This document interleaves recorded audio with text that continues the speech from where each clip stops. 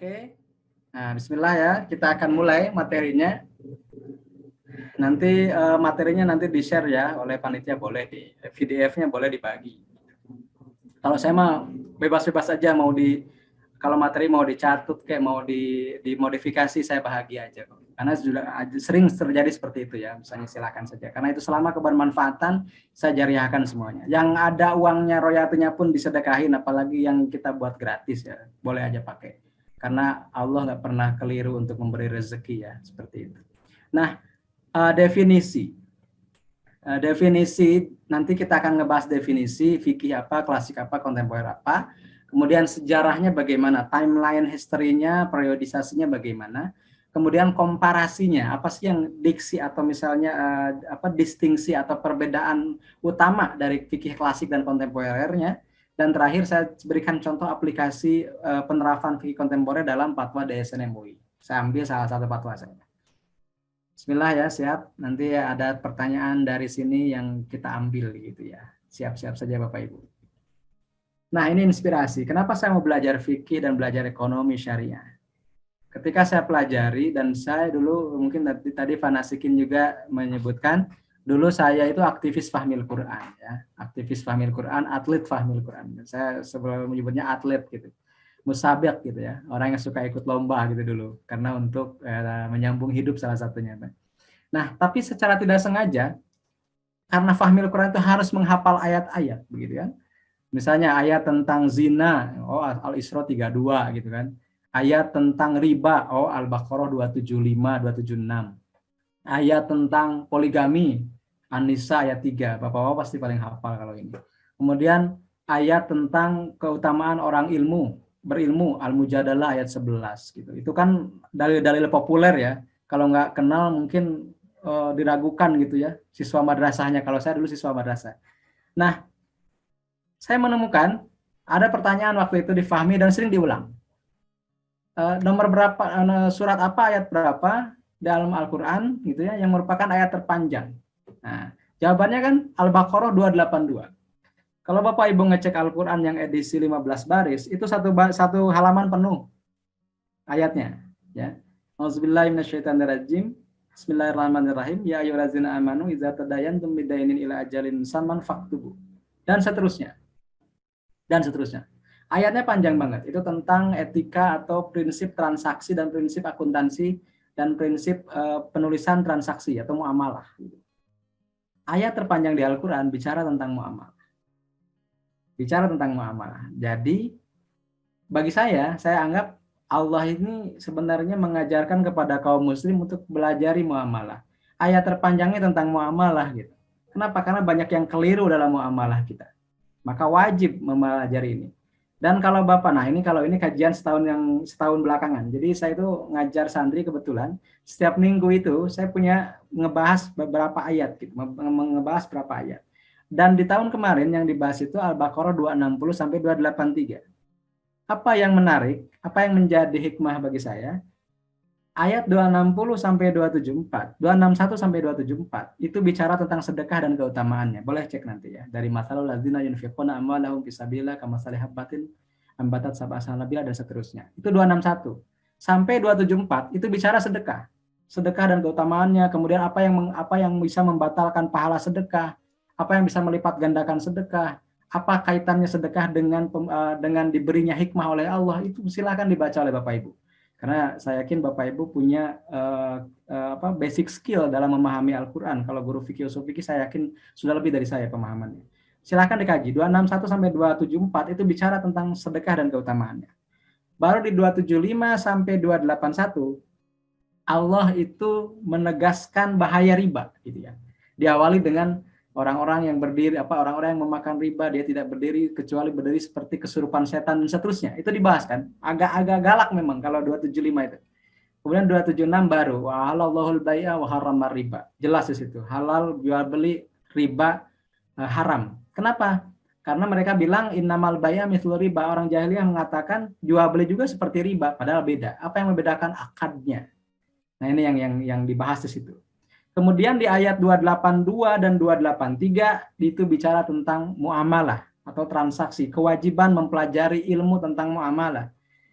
kesimpulannya, nah, apa yang saya bahas setahun kemarin itu ternyata kita harus rajin sedekah, menghindari riba, mempelajari ekonomi. Dan itu yang menghiasi perjalanan saya dalam belasan tahun terakhir. Saya pelajari sedekah, saya belajar sedekah, meskipun saya lagi butuh saya sedekah, kemudian ternyata Allah buktikan dengan dilunasinya utang semuanya, alhamdulillah, sehingga saya tidak punya utang ribawi. Kemudian setelah itu saya kenapa mau belajar ekonomi syariah gitu. Jadi seolah ada perjalanan spiritual yang harus saya tempuh dengan ayat-ayat itu. Belajar dulu memberi, kemudian ternyata Allah takdirkan bisa melunasi utang yang saya pernah ceritalah di YouTube ya, utang saya berapa nanti cek aja di YouTube Bang Amsi. Karena kalau diceritakan nggak cukup waktunya. Nanti jadi ngadongeng ya, bukan materi. Intinya begitu. Nah, terakhir sekarang saya belajar ekonomi. Saya alhamdulillah, makanya saya juga agak rada mundur dari GTK, mohon maaf, mohon doanya juga. Saya sedang alhamdulillah diterima kuliah lagi, lulus di S2 ekonomi syariah. Jadi orang bilang, "Maaf sih buat apa kuliah S2 lagi, kan udah S2. Kenapa S2 lagi?" Karena saya belum mampu belajar di sini. Saya belum bisa belajar ekonomi syariah. Saya belajar S1 S2 dalam waktu yang paralel tentang ekonomi syariah. Dan kemarin juga ada tawaran untuk S3 juga di bidang itu, tapi saya tolak dulu. Kenapa? Takutnya saya nggak bisa menjalani ketiga-tiganya. Jadi mohon doa juga dari Bapak Ibu. Saya sekarang sedang belajar ekonomi syariah sesuai dengan alur dari ayat tadi ya. Belajar sedekah, hindari riba, pelajari ekonomi. Gitu. Perbanyak sedekah, hindari riba, pelajari ekonomi. Alurnya seperti itu. Jadi kalau Bapak Ibu sudah jadi guru fikih dan usul fikih itu sudah cocok gitu. Kenapa? Karena Bapak Ibu pasti belajar ibadah dan muamalah. Ya, seperti itu. Jadi sudah ada di jalur yang tepat dengan Al-Baqarah 282 ini. Oke, kita bahas dulu nih. Kalau saya ambil definisi yang mudah-mudah saja ya. Dari Wikipedia Bapak bisa baca. Jadi kalau fikih itu bidang ilmu dalam syariat yang secara khusus membahas persoalan hukum ya, yang mengatur berbagai aspek kehidupan manusia, baik yang sifatnya individual atau sosial maupun spiritual. Itu ada fikih. Jadi misalnya kalau di klasik kan Bapak Ibu sudah cek ya, fikih itu diawali dengan taharah, kemudian sholat, kemudian zakat, kemudian semakin sosial gitu. Dari mulai yang sifatnya spiritual, kemudian individual, sosial, ekonomi, baru lebih menyebar. Hukum negara dan seterusnya, itu fikih. Biasanya seperti itu. Kalau ini definisi dari Imam Syafi'i rahimahullah alaih, al-ilmu bil ahkam syar'iyyah al-amaliyah al-muktasab min adillatiha tafsiliyah. Mohon dikoreksi kalau ada pembacaan yang salah dari Arab gundulnya ya. Al-ilmu bil ahkam syar'iyyati al-amaliyati al-muktasabi atau al-muktasabu min adillatiha tafsiliyah. Jadi ilmu gitu ya. Ilmu yang ilmu tentang gitu. Ilmu tentang hukum-hukum syara yang sifatnya praktis yang diambil gitu, yang diambil dari dalil-dalilnya yang rinci. Itu menurut Imam Syafi'i. Nah, kemudian sekarang kita masuk ke definisi ya, definisi fikih klasik kontemporer. Ini saya berikan. Fikih itu masdar faqiha yafqahu, fiqhan gitu ya. Artinya faham. Jadi kalau fikih berarti memahami sesuatu atau pemahaman yang benar tentang apa yang diharapkan. Kalau klasik kontemporer saya ngambilnya dari KBBI. Jadi saya masuk dulu ke ilmunya Dr. Faris dan ilmunya Bu Harti Hali dulu gitu. Klasik itu mempunyai nilai atau mutu yang diakui dan menjadi tolak ukur kesempurnaan yang abadi. Artinya sifatnya itu antik ya, udah lama tapi masih dipakai sampai sekarang, itu klasik. Kemudian kontemporer itu pada waktu yang sama atau semasa atau sewaktu atau pada masa kini atau dewasa ini. Jadi lebih ke kekinian. Jadi begini Bapak Ibu. Ketika abad 10 misalnya dan belum ada abad 11, katakanlah kita hidup di abadnya Imam Ghazali, Ibnu Rushdi, Ibnu Arabi, maka kontemporernya itu ya adalah fikih Imam Ghazali, fikih Ibnu Rushd gitu. Waktu itu ya kontemporernya itu. Jadi sebenarnya yang kontemporer itu bisa sesuai zamannya. Kapan zamannya? Kalau kita ngebahas misalnya studi tentang abad 18 atau abad 19, yang kontemporer saat itu mungkin adalah Muhammad Abduh kalau ditafsir gitu. Misalnya sekarang abad 20 di Indonesia, misalnya yang abad tahun 2000-an, yang kontemporer itu adalah misalnya tafsir Al-Azharnya Kebuya Hamka atau misalnya Quraisy Shihab Al-Misbah. Tapi sekarang itu mungkin sudah dianggap sebagai tafsir klasik misalnya. Karena sudah lewat dari, kalau Bapak Ibu belajar filologi ya, filologi itu ilmu tentang naskah atau artefak atau manuskrip lama, manuskrip kuno, manuskrip klasik. Itu kan ada minimal waktunya. Misalnya yang disebut manuskrip atau disebut bahan filologi itu adalah yang sudah lewat katakanlah 50 tahun terakhir. Nah mungkin misalnya saya punya kakek pernah nulis tentang kitab dan itu ditulisnya tahun 70. Ketika saya mengambil misalnya mengambil kuliah waktu magister, teksnya kakek saya itu katakanlah belum klasik gitu, belum bisa dijadikan objek filologi karena belum 50 tahun. Tapi kalau sekarang saya ngambil lagi magister filologi, mungkin tulisan kakek saya yang ditulis tahun 70 sudah jadi bahan manuskrip yang bisa dijadikan bahan bahan penelitian filologi. Artinya kontemporer klasik itu selalu bertumbuh setiap zaman. Jadi yang asalnya sekarang kontemporer 50 tahun yang lalu 50 tahun yang akan datang akan jadi klasik. Kemudian yang sekarang klasik 50 tahun yang lalu itu adalah kontemporer di zamannya. Jadi bagi saya pengertian klasik kontemporer itu bisa relatif, tergantung di mana atau di tahun berapa kita memandangnya, kayak gitu. Nah kalau ini ada yang mendefinisikan ahli. Jadi tadi etimologis ya, kalau yang itu ini etimologis atau lugatan, lugawi, kalau yang ini terminologis atau istilahi gitu.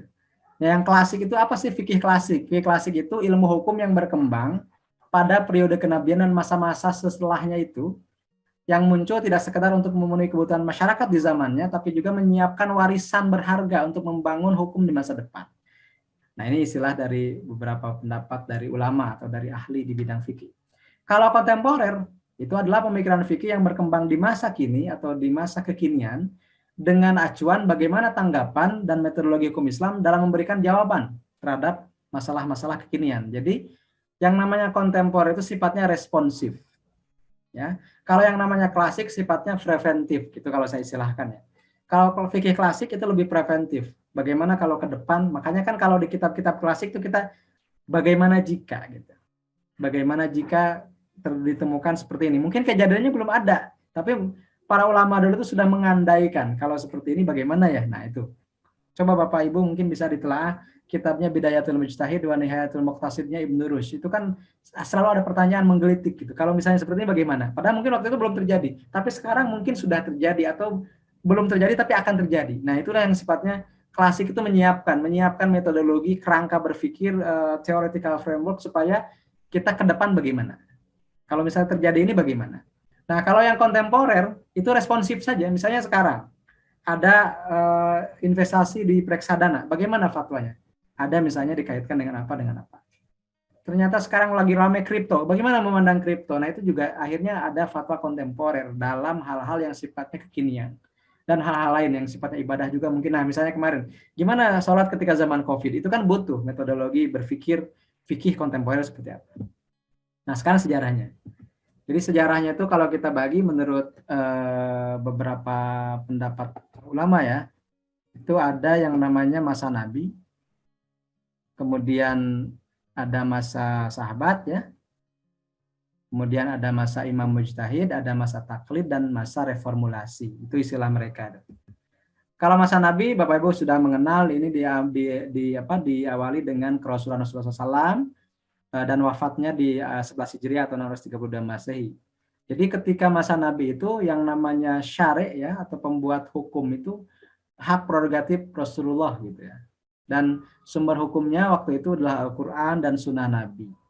Dan pengertian fikih pada masa itu identik dengan syarat gitu. Karena penentuan hukum terhadap suatu masalah seluruhnya terpulang kepada Rasulullah SAW.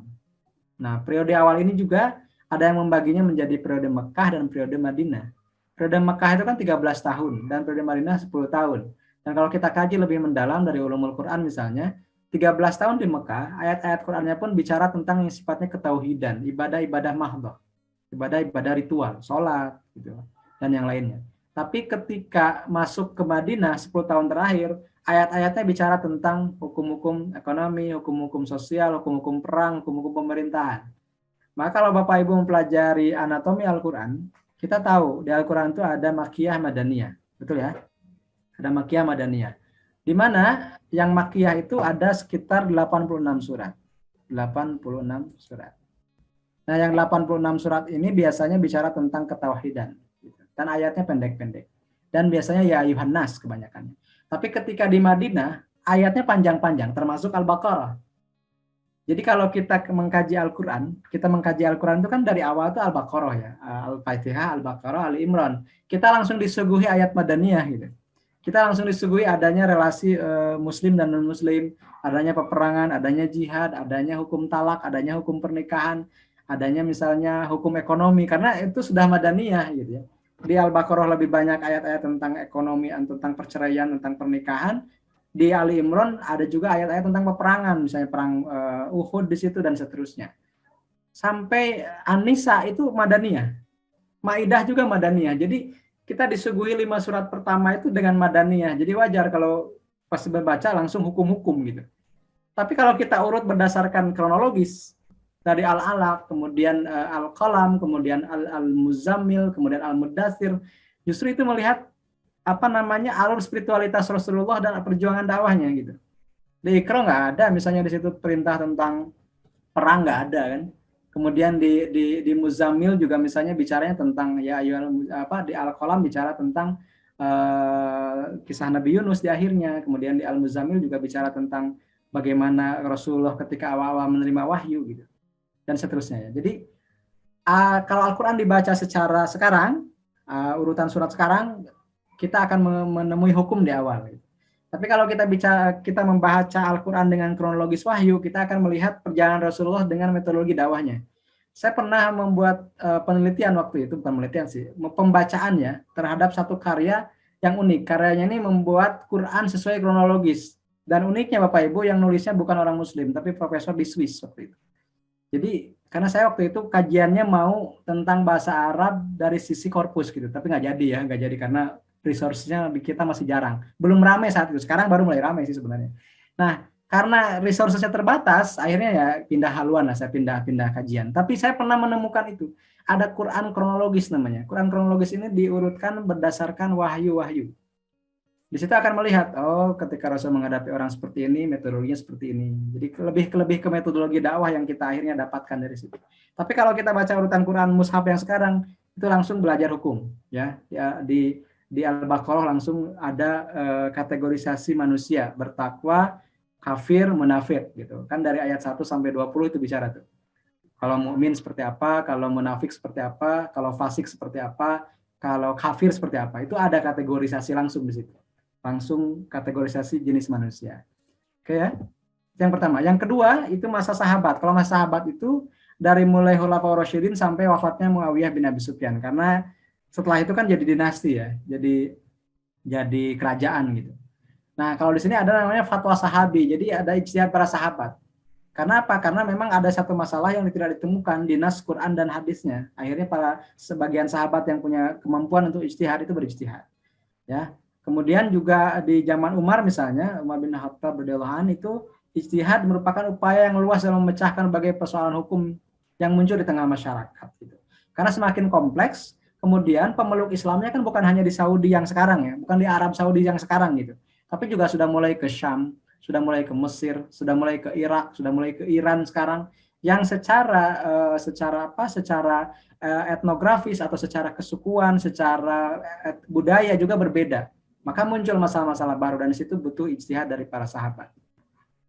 Baru setelah itu muncul di sekitar akhir abad 1 Hijriah itu muncullah para imam mujtahid yang kita kenal ada 4 ya, Imam Syafi'i, Imam Hanbali, Imam Hanafi dan Imam Maliki ridwanullah alaihim. Nah, seperti itu ketika di imam mujtahid maka sumbernya itu yang tadi ya tetap menggunakan Al-Qur'an dan Sunnah gitu, menggunakan Sunnah, kemudian juga fatwa sahabi. Nah, tapi penerimaan atau aplikasi dari dua sumber tadi itu ada kecenderungannya berdua bentuk gitu. Ada yang berbentuknya literal atau misalnya banyak menggunakan hadis Nabi dibanding menggunakan ijtihad gitu. Meskipun keduanya dijadikan sumber. Nah, ini biasanya disebutnya ahlul hadis kalau menurut ahli fikih, ahlul hadis gitu. Tapi ada juga yang lebih menggunakan ra'yu, pemikiran atau fikir rasionalitas gitu, atau ijtihad ketimbang hadis itu sendiri. Meskipun hadis juga banyak digunakan. Ini yang kita sebut sebagai ahlul ra'yi. Jadi ada ahlul hadis, ada ahlul ra'yi. Itu di masa Imam Mujtahid.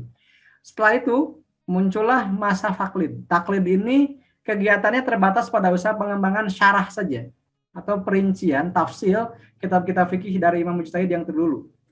dan tidak muncul lagi pendapat atau pemikiran baru.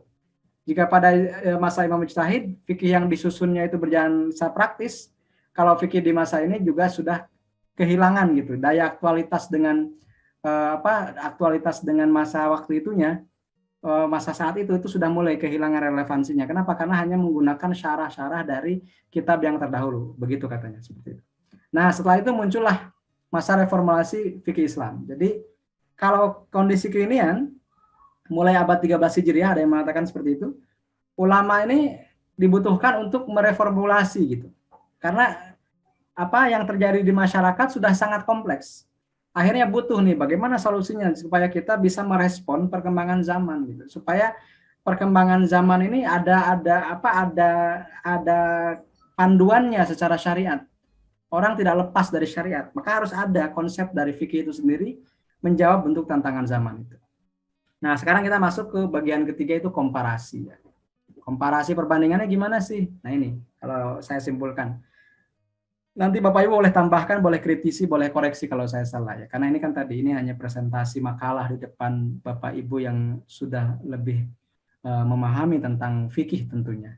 Nah, saya melihat bahwa ketika membandingkan klasik dan kontemporer, sumbernya klasik itu Quran, hadis, qaul sahabat, dan imam mujtahid. Kalau kontemporer ditambah dengan hasil ijma kolektif, misalnya kalau di kita ada Dewan Syariah Nasional, ada Bahasul Masailnya NU, ada tarjihnya Muhammadiyah, atau ada kalau di ekonomi ada misalnya standarnya AOIV, ada misalnya Syariah Konselnya Malaysia, dan seterusnya. Nah, itu juga dipakai. Kemudian juga ada undang-undang. Yang kontemporernya ada undang-undang. Contoh di kita ada Undang-Undang Nomor 21 2008 tentang perbankan syariah, Undang-undang tentang zakat, Undang-undang tentang wakaf. Yang ketika merumuskan undang-undang itu juga ada intervensi pastinya dari para ulama. Jadi itu juga sudah menjadi legalitas formal akhirnya. Dan itu menjadi rujukan juga. Nah, kemudian penerbit fatwa. Kalau klasik individual, Rasulullah, sahabat, imam mujtahid gitu, atau muridnya imam itu sifatnya individual. Tapi kalau kontemporer biasanya kolektif. Dewan Syariah Nasional, Majelis Tarjih Muhammadiyah, Bahasul Masail Nahdlatul Ulama, Syariah Council Board-nya di Amerika, atau misalnya di Turki, di Malaysia, di Inggris, itu kolektif. Nggak sendiri lagi. Kemudian respon terhadap masalah aktual. Kalau yang klasik itu cenderung literal, nggak ada di kitabnya nggak boleh. Nggak ada di kitab gurunya nggak boleh. Atau belum bisa menjawab. Tapi kalau yang kontemporer itu fleksibel dan mengutamakan kemaslahatan. Saya pernah membaca bahwa metodologi DSN MUI di kita itu adalah Taisir al-Manhaj. Jadi mempermudah metodologi. Yang saya terngiang-ngiang itu adalah al-akhzu bil arjah wal aslah fa'illa fal aslah gitu. Jadi mengambil istinbat itu dengan cara yang paling rajih, paling benar secara sanad, secara sumber hukum, dan paling maslahat. Tapi kalau tidak ditemukan yang paling rajih atau belum ditemukan dalilnya, fal aslah, maka carilah yang lebih maslahat. Maka kembali misalnya ke kaidah utama al-umur bimaqasidiha, atau misalnya turunannya itu al-aslu fil asya, al-aslu fil muamalah al-ibahah hatta yadulla dalil ala tahrim. Seperti itu. Asal dari muamalah adalah boleh sampai ada dalil yang tidak membolehkan itu, atau sampai ada keputusan fatwa hasil ijtihad yang tidak membolehkan itu. Nah, akhirnya seperti itu. Jadi lebih fleksibel dan lebih mengutamakan kemaslahatan. Meskipun ada orang yang nggak suka, ya itu kan namanya berbeda pendapat, itu biasa. Ijtihad, ikhtilaf dalam ijtihad itu dari dulu juga sudah ada, gitu. Dan itu masalah preferensi atau pemilihan saja akhirnya. Saya nggak nyaman dengan pendapat ulama ini, ya saya ngambil berapa, itu boleh. Silahkan saja. Karena ada keterangan ya, kalau benar dapat 2 pahala, kalau salah pun masih dapat 1 pahala, kan seperti itu. Jadi itulah pentingnya bagaimana Islam itu mendorong umatnya untuk selalu berpikir keras. Ijtihad itu kan bazrul juhdi lil wusul gitu ya. Mengerahkan segenap tenaga supaya sampai kepada pemikiran yang menentukan hukum ini seperti boleh atau tidak. Nah, itu kan bazrul juhdinya itu. Mengerahkan segenap potensi yang ada. Berarti di situ ada usaha yang sangat masif, usaha yang sangat intensif juga begitu. Selain masif juga intensif. Masif berarti melibatkan banyak orang, intensif berarti rapat plenonya berhari-hari. Nah, seperti itu ya Bapak Ibu kalau dari saya nih. Ini ceritanya dari praktis dulu, praktisi ke teoretis. Jadi mungkin agak berbeda pendekatannya kalau saya dengan Bapak Ibu ya yang sudah terbiasa dengan teori-teori fikih. Nah, terakhir adalah aplikasinya gimana nih? Nah, saya melihat di DSNMU ini produktif ya. Sejak tahun 2000 DSN MUI ini dibentuk di tanggal 10 Februari 99. Jadi udah sekitar 23 tahun ya. Dan dibentuknya untuk melaksanakan tugas MUI tentunya, Majelis Ulama Indonesia, untuk menetapkan fatwa dan mengawasi penerapannya untuk menumbuh kembangkan usaha bidang keuangan, bisnis, dan ekonomi syariah di Indonesia. Jadi lebih ke muamalah kalau DSN MUI ini. Nah, kenapa saya ngambil contoh DSN? Karena ini yang sedang saya pelajari begitu ya. Di Indonesia juga ada Bahsul Masail Nahdlatul Ulama, ada Majelis Tarjih Muhammadiyah, itu ada. Tapi saya memilih DSN karena orang NU, Muhammadiyah, Persis, DDI, semuanya ada di MUI. Jadi katakanlah lebih kolektif gitu. Nahdlatul Ulama juga kolektif, Muhammadiyah juga kolektif. Tapi DSN MUI lebih kolektif karena menggabungkan semua yang ada gitu. Menggabungkan semua ormas keislaman, pergerakan keislaman yang ada di Indonesia. Artinya lebih kolektif dari kolektif.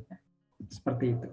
Nah, kalau di ADSN ini yang dijadikan metode implementasi sebuah hukumnya itu mengacu pada nas Quran, kemudian hadis, kemudian sumber utamanya itu, kemudian kias dan ijma, dan juga kaidah usul ya sebagai sandaran kemaslahatan. Kemudian juga ada kutipan-kutipan dari misalnya lembaga penerbit fatwa yang lain seperti itu untuk DSN MUI. Nah, per Agustus 2021 kita sudah DSN MUI itu sudah 141 fatwa yang tertulis di websitenya. Dan itu berkaitan dengan perbankan, kemudian industri IKNB ya Bapak Ibu. IKNB ini singkatannya adalah Industri Keuangan Non-Bank. Industri Keuangan Non-Bank. Kemudian pasar modal, kemudian juga bisnis dan fatwa yang bersifat general. Misalnya fatwa tentang apa, fatwa tentang apa. Banyak lah. Yang tidak ada kaitannya dengan ekonomi juga ada. Nah, ini yang terakhir ya. Jadi ada 1, 2, 3, 7 ya. 7 fatwa terakhir. Jadi tahun 2020 ada ini biaya real, kemudian ada saham, ada sukuk, ada clearing, ada asuransi syariah, ada crowd Islam securities crowdfunding, dan terakhir ada koperasi syariah. Jadi sekarang ini sedang digencarkan terutama di madrasah juga ada pelatihan koperasi syariah karena kalau madrasah lebih elok jika koperasinya berbasis syariah. Kan itu sudah ada fatwanya begitu. Dan kebetulan di PJ GTK Madrasah ini ada pakarnya koperasi syariah itu Dr. Herlan, kemarin baru doktor ya. Dr. Herlan Firmansyah itu kan PJ Ekonomi Nasional di GTK. Beliau ini pakarnya koperasi syariah. Sudah tersertifikasi gitu untuk koperasi syariah, instruktur nasionalnya untuk koperasi syariah. Jadi kita nanti bisa belajar lah. Mungkin nanti nextnya usul fikih MGMP usul fikih boleh mengundang beliau tuh. Bagaimana cara operasional mendirikan koperasi syariah di madrasah. Beliau sangat ahli di situ. Nah, kita akan ambil contoh, ini ada fatwa DSN MUI nomor 135 tahun 2020, karena sesuai dengan apa yang saya edukasikan gitu ya. Fatwa tentang saham. Nah, yang penting dipelajari bukan fatwanya lah oleh Bapak Ibu ya, tapi strukturnya gitu. Strukturnya, metodologinya, kemudian bagaimana istinbatnya DSN MUI di Indonesia, cara menggunakan, mengimplementasikan kaidah-kaidah usul dan fikihnya itu seperti apa. Dan ini sama ya, bentuknya sama dari sejak tahun 2000. Jadi ini semacam metodologi atau semacam sistematika yang khas dari DSN MUI. Dan suatu ketika saya pernah menghadiri satu sidang promosi SN atau magister atau doktor, beliau si promovendusnya itu memaparkan tentang perbandingan antara metodologi istinbat DSN MUI dengan fatwa di Timur Tengah dan di negara-negara Barat kalau tidak salah seperti itu. Dan ternyata menurut penelitian beliau yang paling komprehensif dan paling sistematis itu DSN MUI gitu. Katanya DSN MUI, fatwa MUI itu sangat sistematis. Nah, kita bisa lihat di sini misalnya biasanya tentang nomor, kemudian ada judul besarnya apa ya, ini tentang saham misalnya. Kemudian di situ ada menimbangnya, menimbang apa saja ya. Biasanya masyarakat itu meminta penjelasan, kemudian juga menimbang fatwa-fatwa sebelumnya. Kemudian setelah itu mengingat. Nah, kalau mengingat ini yang saya lihat adalah jadi kalau menimbang ini latar belakang muncul fatwa gitu ya. Kalau mengingat itu sumber hukumnya. Dan diawali dengan firman Allah atau Al-Qur'an. Di sini ada A B C D E F G H, berarti 8 ayat. 8 ayat itu ya diawali dengan misalnya surah Shad, Al-Maidah, kemudian Al-Imran dan seterusnya. Kemudian setelah Al-Qur'an itu hadis. Di sini ada hadisnya. Nah, Bapak Ibu yang ingin mendownload saya sudah buatkan short linknya di bawah. bit.ly/fatwa 135 ya. Seperti itu. Hadisnya ini ada 9, 10, 11 ya. hadisnya 11. Silakan dibaca satu persatu. Bapak Ibu pasti lebih paham ya. Nah, kemudian nomor ketiganya itu ada kaidah fikih. Nah, ada kaidah fikih. Kaidah fikihnya ini ada berapa nih? 1, 2, 3, 4, 5, 6, 7, 8, 9, 10, 11, 12, 14 ya. Ada kaidah-kaidah fikih 14. Itu adalah sumber hukum yang paling utama di atas gitu ya. Kemudian ada pendapat ulama. Nah, memperhatikan. Di sini ada berapa pendapat, misalnya Ibnu Qudamah dalam kitab Al-Mughninya, Ibnu Abidin, Wahbah Zuhaili, yang ini kontemporer ya. Kemudian Mazhab Hambali, kemudian Khatib Syarbini, kemudian misalnya Diyauddin Al-Marani, Alauddin Al-Kasani, Ahmad bin Abdullah Al-Qari, dan seterusnya. Berarti ada sekitar 9 itu pendapat ulama. Nah, ini yang menarik. Fatwa ini juga memperhatikan undang-undang. Misalnya Undang-Undang nomor 2 ya. Undang-Undang nomor 40 maksud saya tahun 2007 tentang PT. Nomor 8 tentang pasar modal. Itu undang-undang. Kemudian ada substansi fatwa sebelumnya. Misalnya nomor 20 tentang reksadana syariah, nomor 40 tentang prinsip syariah, nomor 65, nomor 66, nomor 80. Nah, ini yang terkait dengan pasar modal syariah ini 5 fatwa wajib dihafal gitu ya. Kalau teman-teman Bapak Ibu ingin menjadi instruktur pasar modal syariah, yang 5 ini wajib minimal tahu nomornya gitu. Tapi mudah dihafal kok. 20, 40, 80, 65, 66 ya. 20, 40, 65, 66, 80. Kemudian terakhir adalah rapat pleno. Nah, ini rapat plenonya. 20 Mei 2020. Maka memutuskan fatwa tentang saham. Di situ ada pertama ketentuan umum, definisinya saham itu apa, saham syariah itu apa, preferen itu apa, dan seterusnya ada 32 ketentuan umum yang menjadi glossary lah kalau di buku ya. Apa saja yang akan dibahas di fatwa ini. Kemudian ketentuan hukumnya ada di situ, ketentuan dan kriterianya. Yang ketiga ngebahas syirkah musahamah. Ini bagaimana akad sebagai investor saham itu apa yang dimunculkan. Misalnya musahamah, rasul mal itu apa, dan istilah-istilah lainnya. Silakan dipelajari. Kemudian terakhir adalah keempat ini ketentuan tentang saham syariah dan penerbitannya. Ini tentang IPO, Initial Public Offering. Ini salah satu bentuk kontemporer ya, karena kita ngebahas instrumen investasi yang kekinian seperti itu. Tapi sebenarnya di Indonesia sudah ada sejak tahun 70-an ya. Tapi fatwa syariahnya baru ada tahun 2020 yang spesifik tentang saham. Yang kelima ini jual beli saham di pasar perdana dan pasar sekunder. Di pasar IPO dan di pasar bursa efek. Nah, ini juga silakan dibaca. Kemudian perselisihannya seperti apa dan penutup. Nah, penutup ini biasanya disclaimer bagaimana kalau ada kekeliruan nanti disempurnakan dan seterusnya. Ini ditetapkan oleh Pak Dr. Haji Anwar Abbas dan Pak Kiai Ma'ruf Amin di 2020. Jadi ini baru 2 tahun berjalan. Nah, itu salah satu contoh bagaimana aplikasi atau implementasi dari fikih kontemporer yang tercermin dalam dirilisnya fatwa nomor 135 tahun 2020 tentang saham ya. Nomor 135 tahun 2020 tentang saham. Inilah referensi yang saya kaji tadi, silakan dibaca oleh Bapak Ibu di situ lebih jelasnya, lebih detailnya. Syukran jazilan, terima kasih. Kalau ada yang mau kontak silakan dikunjungi saja di websitenya mangamsi.com. Mudah-mudahan apa yang pengantar diskusi kita ada manfaatnya buat Bapak Ibu semuanya. Mohon maaf kalau banyak kekurangan. Sekali lagi ini adalah presentasi dari seorang murid di depan para gurunya ya, mahasiswa di depan para penguji skripsi. Jadi saya sangat meminta koreksi dan perbaikan dan juga masukan dari semuanya Bapak Ibu semua.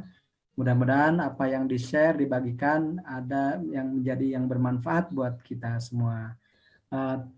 Terakhir, terima kasih dan mohon maaf. Allahumma muwaffiq ila aqwamit thoriq billahi fisabilil haq. Assalamualaikum warahmatullahi wabarakatuh.